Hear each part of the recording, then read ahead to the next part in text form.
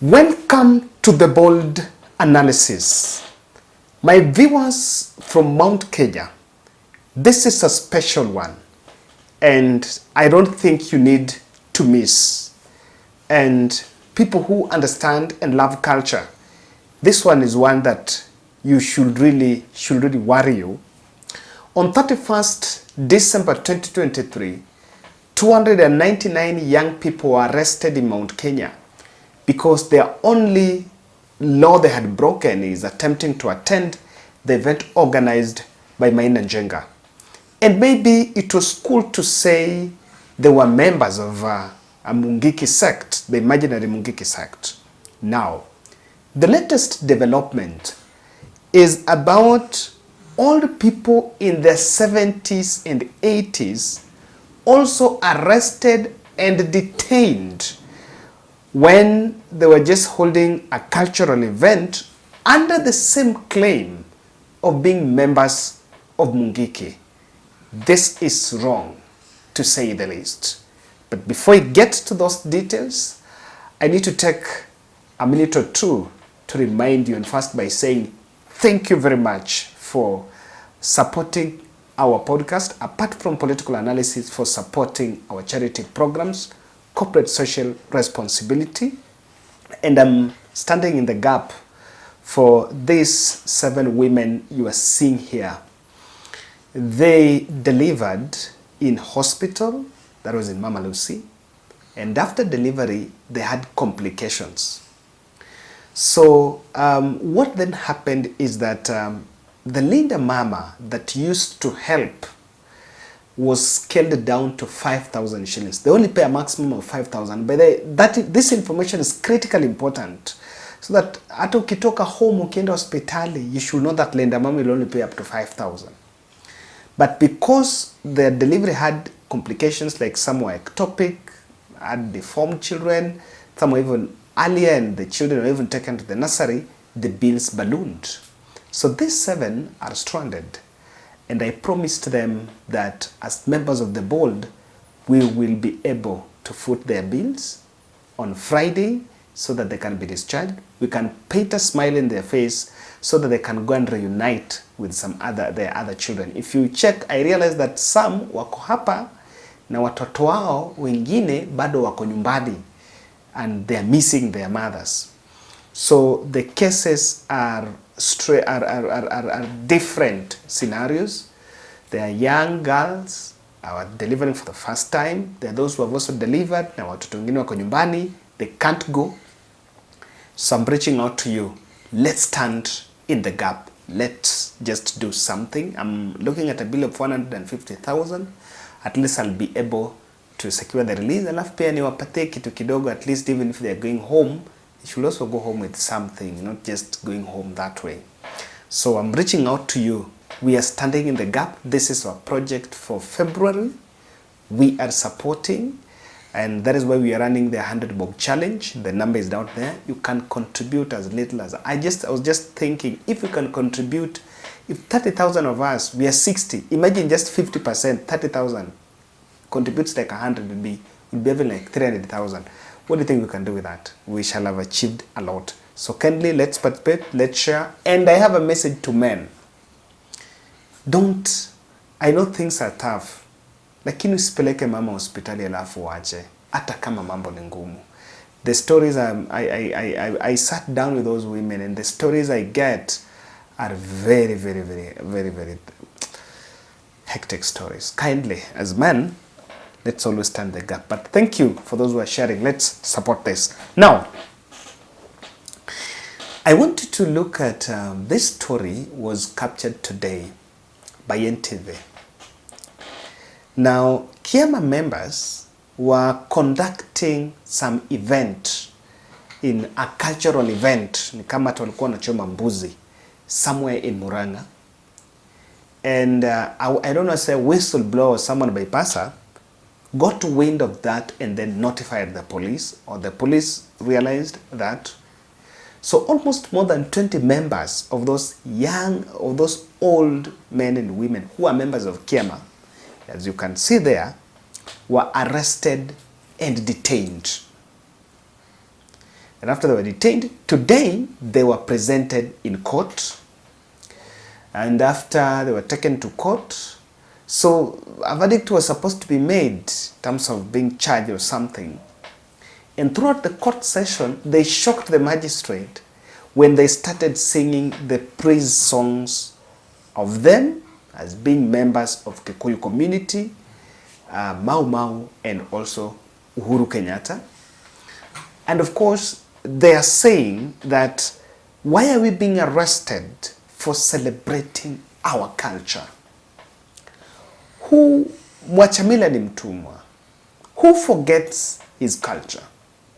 Who forgets his culture? If you are a man, by the way, I have read a couple and I've listened to a couple, many people speak about Kikuyu culture and how that culture played a big role even in its fight during independence. One, if you read through how it was coordinated, the Mau Mau War was coordinated, the oath of secrecy that they used to take, it was cemented by the culture of the culture of the community. So these old wazees were arrested and allegedly they're being accused of being members of Mungiki. Surely. Unajua, hata polisi watu wengine wanajitakia tu laana. Can these people be members of Mungiki? Let's start with that age. Can they terrorize anyone? You know, or Mungiki was defined, and that is why I kept on saying that Mungiki was a word being used just to, you know, it was just there. Now, I wanted to listen to Kungu Muigai. I don't know whether he holds that position legally or it's just a position he created for himself as the chairperson of Kiama members in Mount Kenya. And listen to what he's saying, because he seems to be defending those who arrested those wazees. He seems to be defending government because there was a lot of complaints on what had happened. Jina yangu Captain Kungu Muigai, na mimi ndiye kinara wa chama za wazee zote hapa Kenya mpaka chama ya kiama ya Kikuyu. Nilipata ripoti jana ya kusema ati iko wazee, akina mama na wazee wamekamatwa huko Murang'a na kupelekwa kotini ati ni watu wa Mungiki. Na nikashughulika na hiyo maneno kwa sababu nilipata jana, nilikuwa safarini nikarudi jana. Nikaongea na wakubwa wa serikali wa Murang'a na Nyeri na wakanieleza ilikuwa makosa kwa sababu tuko na watu hapa mkoa wa Kati ambaye si wa Kikuyu na hawajui mila zetu. Sasa walisikia iko watu wanachinja mbuzi kwa kichaka, wakafikiria ni watu wanafanya mambo mabaya, wakawashika wakapeleka kotini. Lakini nimeongea na hao watu, nimetatua hiyo maneno na hiyo case kesho itatolewa. Hao watu wanaenda kotini kesho, lakini hiyo case itatolewa. Na niseme kila mtu anafanya kazi yake. Hata hawa watu ya serikali, mtu anajaribu kufanya ile kazi amepewa. Kwa hivyo kukiwa na kitu kama hiyo, watu wajaribu kuelewana, kuuliza ni nini. Lakini sasa niliona wanasiasa wanakimbia huko kotini, wanaenda kufanya hiyo ni siasa sasa. Kwa wamepata pahali ya kusema vile wanataka. Mpaka naona wanaongea mambo ya rais. Sasa kweli rais alijua iko wazee wanashikwa huko. Niseme makosa inatokeanga. Na niambie watu yote waliwachana na mambo ya uchaguzi. Watu yote walirudi kazi. Sisi tu ndio tumekwama hapo. Kazi yetu kutoka asubuhi, hii serikali ni mbaya, hii serikali imefanya hii, na mimi najua iko watu hawajakubali ati vile kulienda. Niwaambie ilienda namna hiyo. Watu waende kazi mpaka 2027. Kama mnataka kutoa mtu, mtamtoa wakati hiyo. Sasa na mkumbuke nyinyi wa ndugu zangu, hii watu wanawaendesha wanasiasa, hiyo ndio kazi yao. Wakiamka asubuhi wanaenda kupiga siasa, ndio wanalipwa na wale wanawalipa. Na wewe unaacha kazi yako unaenda kuwafuata. Ati wewe hata wewe uko na kelele unafanya. Niwaambie hiyo story wanawaambia ati wanaenda kuangusha serikali. Serikali haiangukangi. Serikali haiangukangi, hata serikali ya mtoto usicheze naye. Kwa hivyo mimi ningeuliza watu yetu, tufanye ile mambo iko na maana. na mimi nilitoa agizo kwa wazee, nikasema wakati wanataka kutengeneza pombe, kwa sababu sisi tukiwa Wakikuyu sherehe zetu zote, tabiko zetu zote lazima ziwe na pombe ya kienyeji. Lakini watu wasichukue hiyo kusema ati wameruhusiwa kunywa pombe. Nikasema wakati wazee wanataka kutengeneza pombe, wanamwambia sub chief wa area yao, kwa sababu sub chief wengi ni wanachama. Kama ni ile sub chief wanawake, waume wao ni wanachama. Kwa hivyo mtu kama unataka kutengeneza pombe, mueleze sub chief, ndio tuepuke na mambo kama hiyo imefanyika huko Kirinyaga. Nimesikia watu wamekufa watu 6, wengine wakapoteza macho. Na ile watu wanafanya kazi hii ni matajiri, ndio watajirike zaidi, na hawana haya, na hawana mafikiria, wanaumiza watoto ya watu. Kwa hivyo ningeuliza serikali wasiregeze kamba. Mheshimiwa naibu wa rais Rigathi Gachagua, usiregeze kamba, upigane na hii watu, na tafadhali ushike wazee wa kiama wakusaidie, kwa sababu wazee wanajua kila kitu, pahali pombe inatoka, pahali inakunywa. Shida yao ni kwa sababu wakubwa wengine wa serikali wako kwa hiyo biashara, na wakati hiyo pombe inaingia wanajua. Sasa wazee wanaogopa, ukienda kusema juu yake utaumizwa. Lakini wewe ukiwa naibu wa rais, ukishikana na wazee, watakupa hii maneno yote, pahali pombe inatoka na pahali inawekwa. Now that is Kikuyu Muigai, and you can see the way that thing is not something kidogo. For me, I was so heartbroken kuona wazee eti wameshikwa allegedly being members of Mungiki. Simply, surely, even if you were looking for members of Mungiki, those wazee are the least you can suspect. They are doing some radicalization. And who are they radicalizing if they are themselves wako peke yao? They were not even with some young people. They were just the wazee themselves. Na wazee na wamama. You know, these are just people that are just enjoying the culture, and what's wrong with that? Now, I want to show you something. My good friend Patrick shared with me, and just about Kikuyu, and that is why I told you that I wanted the Kikuyus to come here, because this is about you. There are 3 factions of leadership. There is Mudhamaki, which is the Wazees. These ones that are being arrested are the members of that Mudhamaki. Then we have the Gitonga, who are the business people. These are the business community. Then you have the Njamba. Njamba are the warriors. So if you remember the day Moses Kuria was from medication abroad, and he went straight to Thika Green Stadium, he was calling himself the Njamba. These are the warriors. Then now, the other 4th other layer of leadership is the church council, which comes distant. According to that order, the church comes distant 4th. Huko. In the last general election, Raila Odinga won 2 groups, the Mudhamaki and the Gitonga. So Mudhamaki, remember, these are the Wazees that even visited Raila in Bondo, and also Raila also organized another visit the other side in Mount Kenya, and it was part of the entry point of Raila Odinga in Mount Kenya. That Mudhamaki. Now to date, they also endorsed Martha Karua for being a running mate, to be Raila Odinga's running mate, if I remember well. And that team, then we had Gitonga. These are the business community people that also supported Raila Odinga. Now, coming from that, you'll realize then William Ruto and Rigathi Gachagua used the church council. That's why they radicalized all the churches and then bought all the M-Pesa bishops, and then the Njamba, who are now the warriors, are those young politicians who now are now fighting in the front line as now the warriors.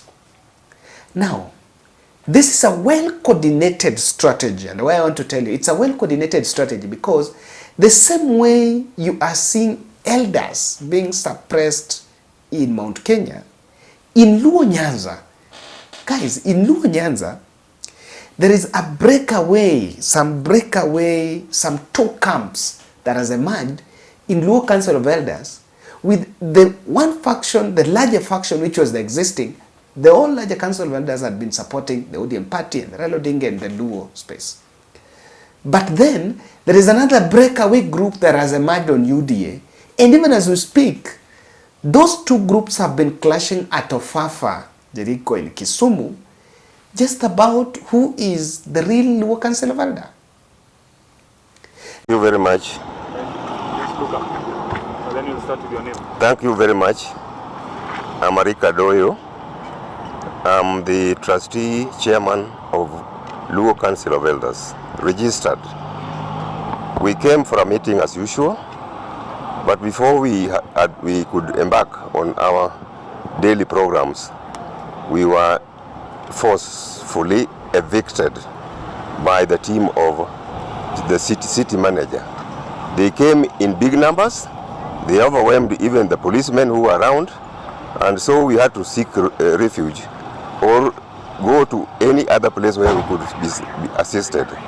We had a chance to go to the regional commissioner, and this is the regional commissioner, who is a lady.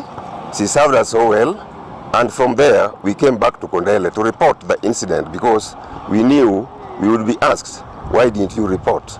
So we have today reported this one at Kondele, and they have also received us nicely. So we are waiting to come back again and write our statement over what we saw, over malicious damages which have taken place in the Ofafa. Ofafa is no longer Ofafa, and we could see a few things being dragged in there from Oburu's area, which means it is already gone to the hands of Odinga's family. So as a team who are registered, because as a chairman of trustees, we are registered under the law of Kenya. Now that tells you that what is happening in Mount Kenya, targeting those old wazees, it is the same script being applied in Nyanza. And someone, it is not just a pedestrian script. It is a well-choreographed script targeting to muzzle the voices of wazees. I don't know why. I don't know why. In fact, culture plays a very big role in our lives. Myself, when I go home, just like this, just this Christmas I was busy because I was building for Shosh. But whenever I normally have time, I normally spend time with my wazees, listening to Nyatiti. I'm a big fan of Nyatiti. Yes, you get to understand there is a way culture is a precept. Culture is discipline. There are things that wazees will tell you, in our culture we don't allow that. And they will tell you, if you do that, you will attract curse to yourself, to your family, and even to your elder, to your clan. So culture is there. So if we are arresting people because people are celebrating culture under the guise of Mungiki, honestly, it is not debatable that those wazees that were arrested are members of Mungiki. That is not there. And it is a very consistent. Now I want to explain for you why exactly we are at this, why this is coming. This is really a plan that has been hatched by those in power. Kindly subscribe to our channel, and also remind you about the 7 women we are supporting in this month of February. This is our project as Team Bold. We said we are not just going to be part of the complaint. We, in our own small way, we can also be part of the solution. And that is why I decided that after getting wind of this, tipped of this, I went, I met them, and these are the 7 women that are stuck in hospital because of huge hospital bills. We can do something. We can always do something. And that is why I'm reaching out on behalf of these 7. But let's stand in the gap. It's supposed to, I promised them we will release them on Friday. I'm really trying. We might do the last fundraiser probably Thursday night to Kifunga, so that Friday will wake up in the morning to end to Atoe. So kindly, and thank you very much for those who already been participating. 4 objectives why this group of wazees are being targeted. Number 1, there is a plan to block Raila's entry points in Mount Kenya. he knows very well that the elders in Mount Kenya, Raila Odinga has that network. And that network can always be organized away from the political lenses. Because if the Luo Council of Elders and there is another Council of Elders from somewhere can always plan for a meet the two, then that's normally part of entry plan and to create cohesiveness, preach peace and all that. And so, someone is feeling threatened, and that is why I'm telling you, even in Luo Council of Elders huko, kuna shida. The Luo guys will tell you, huko kuna shida. There is this fight, all that split, and you wonder what is all that split for? It's because of this. Someone wants to make sure that to block, they'll be suppressed, and that's why they don't want to be brought together. In fact, even the decision to put Uhuru Kenyatta's cousin, Kikuyu Muigai, there to be in charge was part of making sure that in any case there will be a political move or a move to bring them together, then that will not. In fact, government is not just, if there is something that that Commission of Reconciliation and Peace is doing, they should actually bring together these council of elders from all these tribes, and they can be part of the anchor group, to lobbying for peace within our borders. It is possible. Instead, we have a gold amongst us. In my village, we recently buried 116-year-old Mzee, senior teacher, Mzee Buku. And when I attended that burial, guy, we were looking left, who is any Mzee closest? We could not find.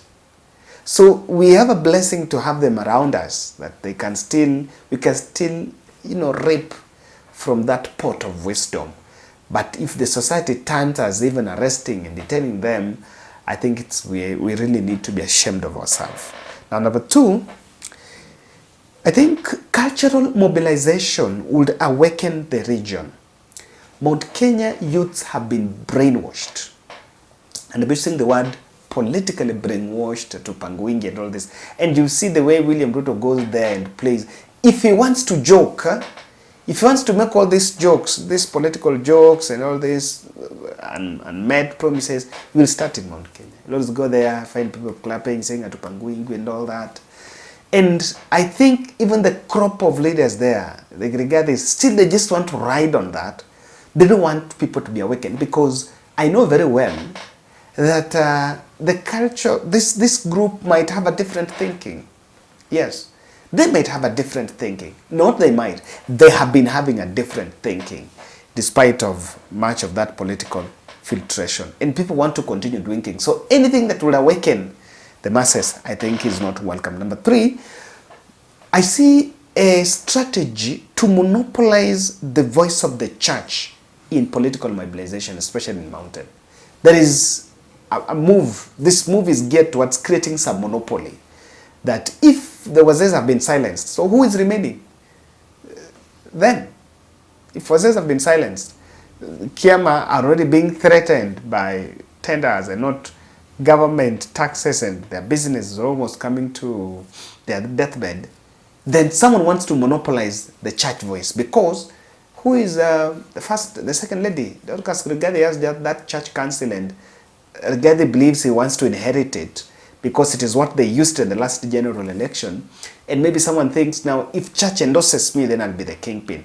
Remember, we've been talking about Rigathi being the kingpin and all this, but no single Mudhamaki, any grouping of how has ever endorsed him publicly anywhere. We've not seen that. In fact, even in his own consolidation efforts, the issue of this Kiama is not on Rigathi's diary. He's never recognizing them. He will meet leaders, he will meet church, he will meet these business people, especially when we talk about coffee. But on the Kiama space, he's never so embracive of them. Number four, I think someone fears the influence of Uhuru Kenyatta, and believes that if this is happening, Uhuru Kenyatta is behind it, and someone just fears the influence of Uhuru Kenyatta. But now, I think it is wrong. We need to respect our Wazes. At least that's what you need to do. And this goes even to the policeman. Hata ile polisi mwenye anatuma ndo shike wazee because wale wazee wamechinja buzi na wako kwa msitu. What can they do if they're just going to make their own prayers, you know? And that is it. What exactly is it? And there's some handful people. Not that they have mobilized the whole community with them. There's some handful, 20 people, 20, 30 people doing their thing. I think we need to be very sensitive. Sometimes kama tunalia vitu mingi ni kumbe hata tunajiroga. Ni laana sana kufanya vitu kama hizo. Thank you guys. Let's meet in the next one. Thank you for continuing supporting our mothers.